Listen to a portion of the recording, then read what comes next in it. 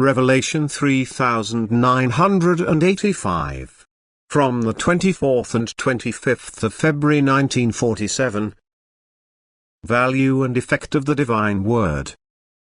You will only be able to assess the value of my word after you have shed your physical cover, when you will recognize that my word has brought about your spiritual maturing, that it gave you light and strength for the earthly path, and that it is my direct emanation which can never remain without effect.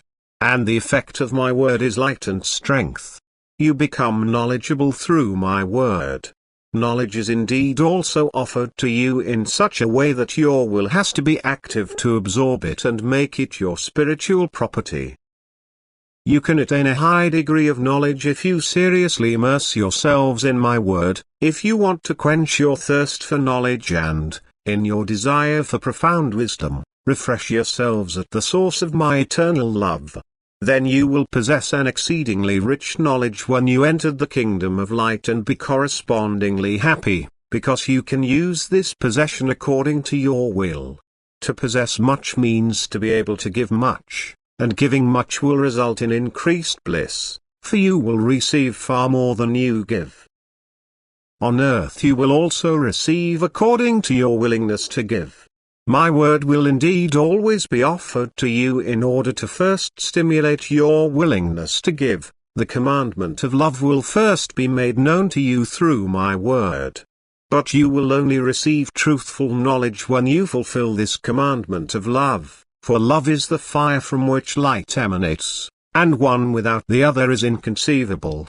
And thus the greater the flame of love, the brighter the light will shine. Knowledge will be profound and comprehensive in the one who lives in love. And this knowledge, the pure truth from me, will be offered to the loving human being as I find it beneficial for his purpose on earth.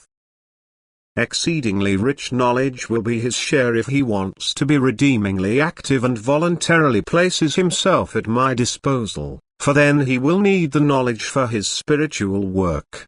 Countless souls, however, have less knowledge on earth despite their eager activity of love, but they gain fullest knowledge in a flash as soon as the soul leaves the body, so that they can now work in the beyond according to their purpose. A person's degree of knowledge will depend on his desire and his earthly task, and a person with a thirst for knowledge will, if he lives correctly on earth, always walk in brightest light. For I myself will take care of him and instruct him, directly or indirectly. I will guide his thoughts correctly, I will convey my word to him. I inform him of my working on earth and speak to him through my word, which comes to people directly from above.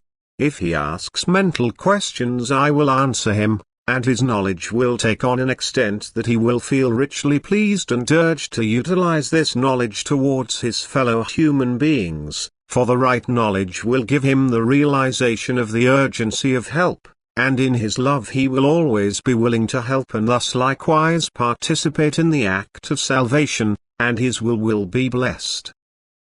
Amen.